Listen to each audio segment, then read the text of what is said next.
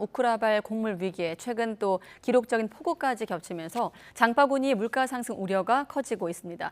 이런 가운데 내년도 최저임금이 올해보다 2.5% 오른 시간당 9,860원으로 결정이 됐죠.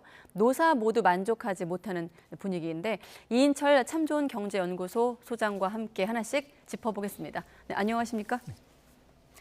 네, 먼저 최저임금. 사실 노동계와 경영계 줄다리기, 명분 싸움, 논리 싸움은 여러 번 저희가 이제 보도를 했고 오늘은 결과 9,860원을 놓고 좀 해석을 해보겠습니다. 아무래도 시간당 10,000원을 넘길 것인가가 좀 언론의 관심이었는데 지금 나온 결과는 좀 경제의 어떤 전반적인 상황이 고려된 결과일까요? 그렇습니다. 한마디로 이제 이 노사정 네. 9명씩 대표해서 27명이 결정을 하는데 네. 중재위원들이 결국은 이제 사용자, 네. 경영계 측에 이제 손을 좀 들어줬다라고 이제 평가를 할 수 있는데요.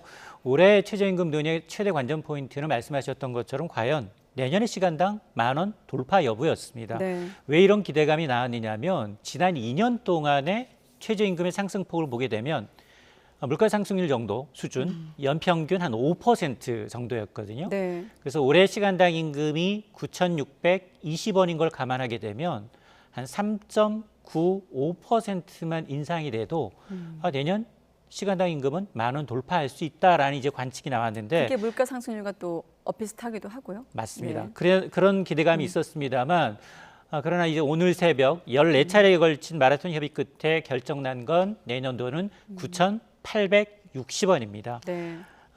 올해 최저임금보다는 한 240원 인상률로 보면 2.5%가량 인상이 돼서 전년도 인상폭의 절반 정도 수준이거든요. 네. 이걸 이제 월급으로 환산을 좀 해보게 되면 월 209시간 근무 기준으로 한 206만 원 남짓입니다. 네. 그래서 이제 시간당 최저임금 10,000원 돌파는 아직 이제 내년도보다 후내년 2025년으로 미뤄지게 됐는데요. 아마 한 140원 정도, 1.4% 정도를 남겨놓고 있습니다. 네, 10,000원까지 만약에 예상한다면 1.4% 정도 남아있고 심의 기간도 전례 없이 좀 길지 않았습니까? 110일 정도 걸렸는데 오래 걸렸다는 건 어떤 걸 의미하는 걸까요? 일단 초기에 이제 최초의 안이 나오면 네. 그걸 좀 간격을 좀 좁히는 방식으로 협상이 이루어지는데 네. 초기 안조차도 굉장히 갭이 컸다는 겁니다. 초안은 노동계, 경영계가 처음에는 12,210원을 그리고 이제 경영계는 이제 9,620원 동결하자라고 해서 무려 2,500원이 넘는 큰 격차를 보여줬습니다. 네. 뭐 이후 점진적으로 갭을 좀 줄여나갔지만 그런데 결국은 오늘 새벽 6시경에는 지금 사용자 측이 9,860원을 그리고 노동계는 10,000원을 주장했습습니다만 이걸 놓고 표결을 진행했습니다만 네.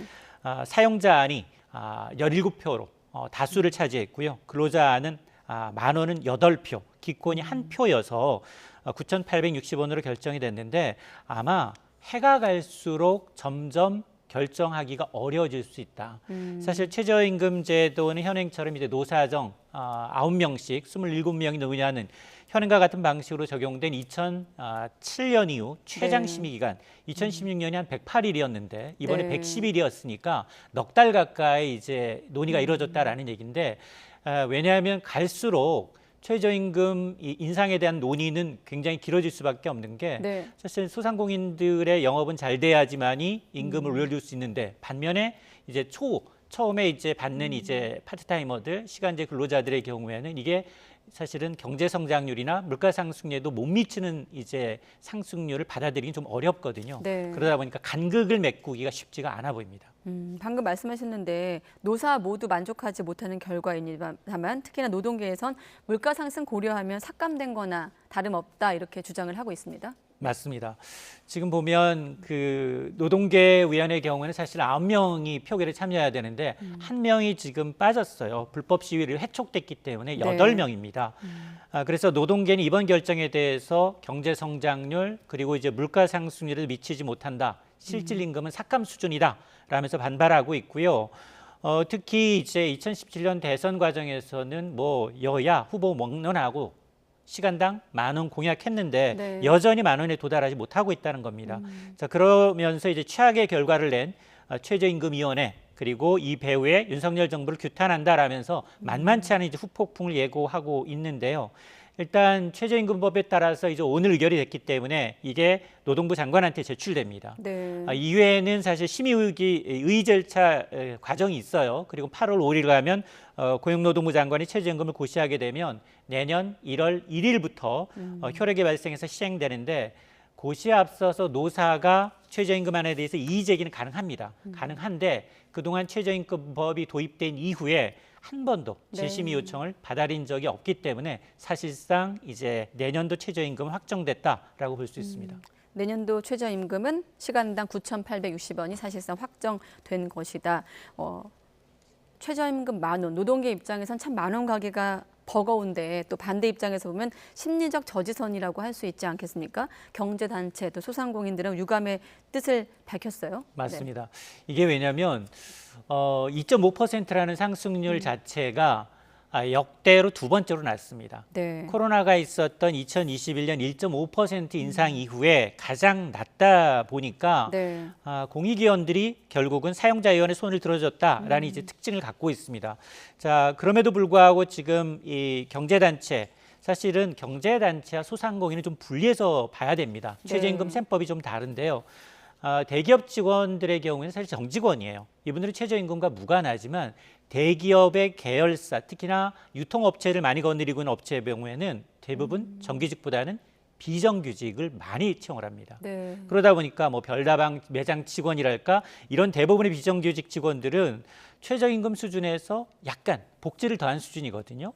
자, 그러다 보니까 대기업이 중소기업 뒤에 숨어서 인건비를 운운하는 거는 사실상 이건 잘못된 주장이긴 한데 그럼에도 불구하고 정말 어려운 분들은 뭐냐? 이 소상공인들이에요. 영세 자영업 하시는 분들이에요. 대기업 프랜차이즈를 자영업하고 계신 사장님들, 네. 음식점, 편의점, 커피나 빵을 파시는 이 사장님들이 정말 어렵거든요. 그동안 장사도 안 됐는데 경영이 어려운 상황에서 실제로 알바생을 좀 줄여야 하나 고민하고 있습니다. 실제로 지금 이 5인 이하 사업장 가운데 지금 최저임금이 과거 5년 동안 한 50% 가까이 올랐거든요. 그 사이에 1인 사업 하시는 사업주들, 그동안 종업원을 데리고 있다가 내보내서 1인 사장님이 30만 명 가까이 늘었습니다. 네. 또 특히나 우리가 아마 음식점 가보시게 되면 이제 키오스크가 돼 있고요. 또 이제 음식을 실어 나르는 이제 로봇 서빙하는 모습도 자주 눈여겨볼 네. 수 있는데 이런 분들은 정말 어렵거든요. 그러다 보니까 최저임금 인상이 오히려 취약계층의 고용들을 떨어뜨리고 있다라는 주장인데 그래서 이들의 주장은 뭐냐? 이분들은 주휴수당 포함하게 되면 최저임금이 이미 13,000원대다. 이건 네. 한계 상황이다라고 얘기를 하고 있는데 문제는 뭐냐? 점점 최저임금 논의가 산으로 가고 있다. 을과 을의 대결로 지금 비화되고 있다는 거거든요. 사실은 이 최저임금 결정 방식에 대해서 근본적인 논의, 제도 개선이 필요하다는 얘기가 나오고 있습니다. 매번 최저임금은 결정 방식이 법정 시한을 지키지 못했어요. 네. 올해도 6월 29일이 넘었습니다. 그러다 보니까 노사 간 힘겨루기 하다가 결국에는 누군가 한 명이 퇴장을 하고 그리고 중재위원이 결정하는 방식이다 보니까 매년 반복했고 그런 보도를 했던 것 같아요. 맞습니다. 네. 1988년 이후에 이제 노사가 합의로 이루어진 게 8번밖에 없거든요. 그러다 보니까 이 논의 자체를 좀 바꿔야 된다라는 거고 또 하나 보니까 사실은 아까 제가 이제 을과 을의 대결이라고 했는데 네. 최저임금법이 없는 데도 있어요. 스웨덴, 다른 네덜란드 나라? 같은 예. 스웨덴 같은 경우 그렇고요. 또 하나 비정규직이 우리나라보다 더 많은 데도 있어요. 네덜란드가 그렇습니다. 근데 이런 갈등이 있느냐? 이런 갈등이 별로 없어요. 그럼 어떻게 해소하느냐?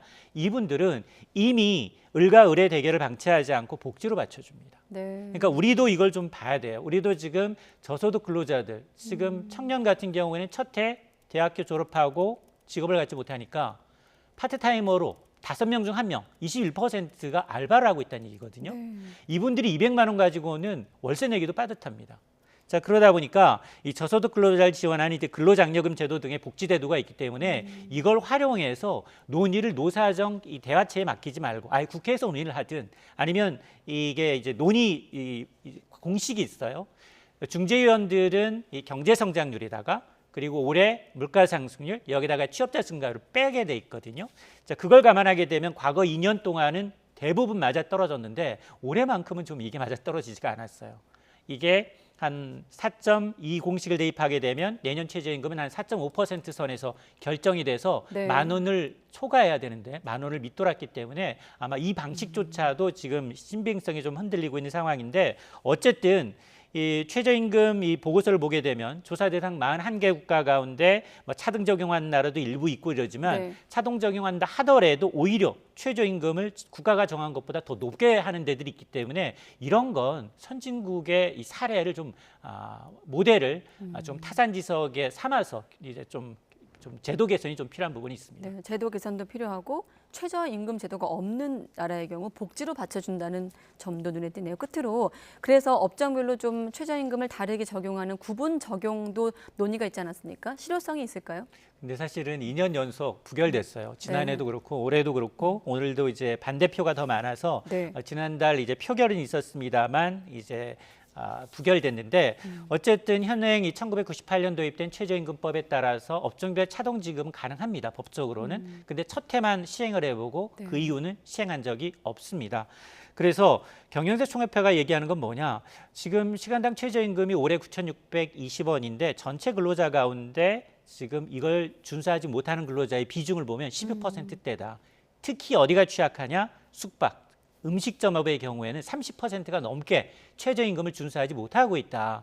그러다 보니까 이게 이 최저임금을 이제 차등화 적용하는 방법을 계속해서 촉구를 하고 있는데 그러나 노동계는 반발하고 있습니다. 이렇게 도입하게 되면 낙인 효과가 있어서 그 업종에 누가 취업을 과연 할 것인가. 그리고 이제 업종별 노동시장의 어떤 불평등이 가속화되면서 최저임금법이라는 이제 이 기본 취지가 퇴색된다라면서 반발하고 있고 그러다 보니까 2년 연속 부결이 되고 있는데 아마 제 생각으로는 아마 이제 내년에도 매년 테이블에 오르겠지만 찬반 논란은 굉장히 거세질 수 있는 사안입니다. 네. 최저임금 얘기하면서 계속 저희가 물가를 언급했는데 이번에 물가로 좀 넘어가 보겠습니다. 연일 퍼붓는 장맛비로 좀 피해도 유례없이 큽니다만 그런 상황에서 채소값도 급등했습니다. 한 달 전과 비교할 때 200%대로 급등한 것도 있더라고요. 맞습니다. 아마 이번 주 마트 가시는 분들은 깜짝 놀라실 수 있는데요. 네. 자연재해가 참 무섭습니다. 지구 반대편에서는 섭씨 48도예요. 정말 열사병이 그리고 이제 한반도는 전국이 물바다입니다. 계속된 폭우로 이제 물에 잠긴 농경지가 3만 3천여 헥타르예요. 이게 오늘 새벽 기준이기 때문에 여의도 면적의 114배, 서울의 절반 가량이 물에 잠긴 겁니다. 자, 그러다 보니까 실제로 이제 농지 피해가 지난해보다 한 7배에 달하는 수준인데요. 한국농산식품유통공사의 이제 이 채소류 가격을 좀 보니까 시금치 도매 가격이 한 달 전과 비교해서 2배, 적상추 도매 가격도 2배 가까이 올랐고요. 네. 오이 이 도매 가격은 50% 넘게 급등한 겁니다. 폐산 가축은 80만 마리에 이제 근접하고 있는데요. 닭이 무려 73만 8천여 마리, 오리가 4만 4천여 마리, 돼지가 4천여 마리, 소가 300여 마리가 지금 이 줄어든 것으로 집계가 되고 있어서 문제는 호우가 지금 계속 이어질 것으로 보이고요. 네. 그리고 지금 가뜩이나 이제 폭염도 이제 8월에 예고돼 있는 상황에서 지금 9월 말이면 추석이에요. 때이른 추석은 수요가 가장 높습니다. 네. 자, 이러다 보니까 아마 공급 측의 문제, 수요 측의 문제가 더 이제 맞물리게 되면 물가 불안이 상당히 좀 길어질 수 있습니다. 그래서 추경호 부총리도 어떤 얘기를 전제로 했냐면 기상이변을 변수로 꼽기도 했습니다. 그러니까 최근 2%대 물가 상승률을 전망하면서도 기상이변이 없는 한이란 전제를 달았거든요. 맞습니다. 당초 이제 지난달 소비자 물가 지수가 이제 2%대를 봤습니다. 네. 21개월 만에 가장 낮아졌기 때문에 이번 달에는 2% 초중반까지 내려올 것으로 봤거든요. 그런데 아니나 다를까 올해는 이상하게도 기상 예보가 좀 잘 맞고 있습니다. 네. 그러다 보니까 집중호우로 이제 농산물 피해가 가시화되다 보니까 이 물가 상승률이 더 높아질 수 있다라는 건데요. 과거에도 2011년일 거예요. 당시 100여 년 만에 가장 큰 폭우가 내렸었거든요. 당시도 신선식품 물가가 9%, 두 자릿수 가까이 올랐어요. 그리고 소비자 물가 지수가 1년 전에 비해서 4.7% 급등한 바가 있기 때문에 지금 농축수산물 피해 있죠. 신선식품뿐 아니라 지금 축산물까지 이제 가격이 오를 조짐이기 때문에 정부는 가능한 조기에 이제 물량을 좀 풀어서 장바구니 네. 물가를 안정시키겠다라는 방침입니다만 앞서 이제 공급, 수요 측면의 문제가 모두 발생한 상황이고 또 이따이른 추석 때문에 하반기 물가의 최대 변수는 물론 이제 공급 요금 인상발, 지자체가 얼마나 또 따라 올릴지 여부와 더불어서 최근 폭우로 인한 농축산물 가격이 최대 리스크 요인으로 꼽힙니다. 네, 알겠습니다. 여기까지 듣겠습니다. 네.